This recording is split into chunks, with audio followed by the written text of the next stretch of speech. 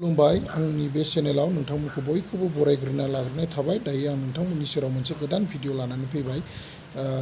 जाय भिडिअआ नोंथांमोननि थाखाय मोनसे गोजोनथाव खौरां। बे खौरांखौ आं नोंथांमोननि सेराव दायो फोसावना होनो सानदों। नोंथांमोना आंनि भिडिअखौ नायलांबाय थादो।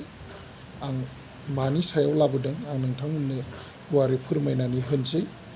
पिइ क्रिएशननि बेनारनि आन्डाराव मोनसे मडेलिं कम्पिटिशन खुंनो आखायाव लादों, जायनि मुङा mega prince and princess of north east 2022। जाय बिथांमोना मडेलिं खालामनायाव गोसो गुदुं बैसोर बिथांमोना बाहागो लानो हागोन।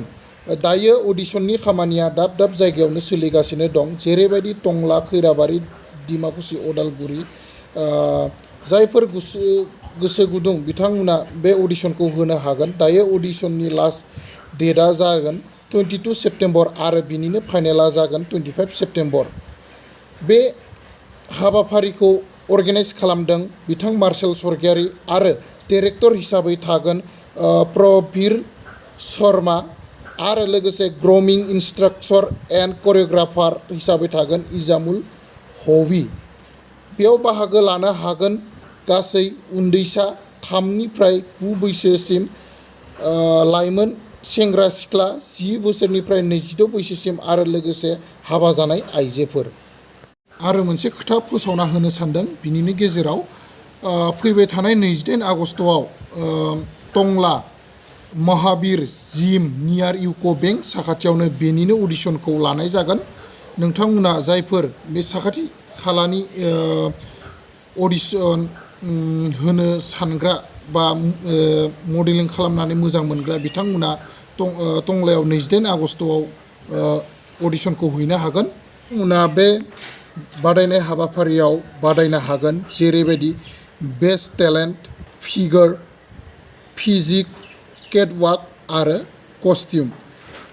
आरो बेजों लोगोसे रेजिस्ट्रेसन फिसा जाहैबाय लाइमोन सेंग्रा सिख्लाफोरना 1500, हाबा जानाय आइजोफोरना 1700 आरो उन्दैसाफोरना 1000।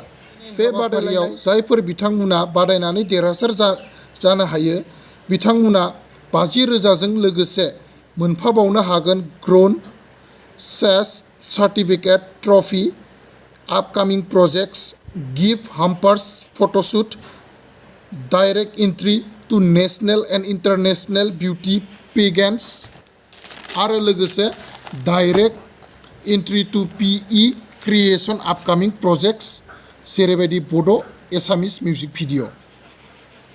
जुदि नोंथांमोना आंनि बुंनायखौ मोजाङै बुजियाखैब्ला नोंथांमोना गुवारै मिन्थिबावनो थाखाय आंनि बे स्क्रिनाव होनाय नाम्बाराव नोंथांमोना कल खालामनानै बा वाट्सएप खालामनानै नोंथांमोना गुवारै मिन्थिनानै लानो हाबावगोन। दिनैनि बुंनांगौआ एसेनोसै। आं बेयावनो दोनथ'बाय।